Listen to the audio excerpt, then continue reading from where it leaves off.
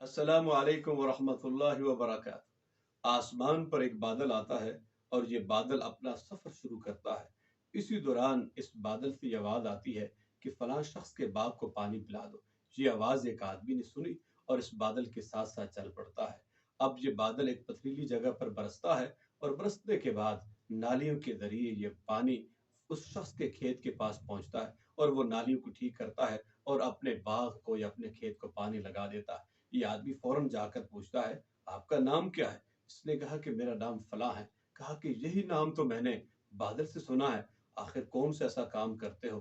کہا کہ میں نے اس باغ پہ جو بھی پھل ہو اس کے 3 حصے کرتا ہوں، اس کھیت کے میں 3 حصے کرتا ہوں، ڈیوائیڈ کرتا ہوں۔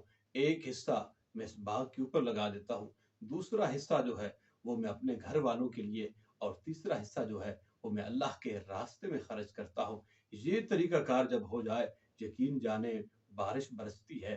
آج بادل گرجتے بھی ہیں، چمکتے بھی ہیں، لیکن بارش برسنے کا نام نہیں لیتی۔ وجہ اور سبب کیا ہے کہ ہم اللہ کے راستے میں خرچ کرنے کے لیے تیار نہیں ہوتے۔ تو آئیے کہ ہم اللہ کے راستے میں خرچ کریں۔ یقین جانیے یہ حدیث ہمارے سامنے ہے کہ ایک شخص کے لیے اسپیشل اللہ تعالیٰ نے بادل بھیجا اور وہ پانی برستا ہے اور اس کھیت کو لگ جاتا ہے۔ تو آج بھی ہمیں یہی کام کرنا چاہیے کہ اللہ کے راستے میں خرچ کرنا چاہیے۔ وآخر دعوانا الحمدللہ۔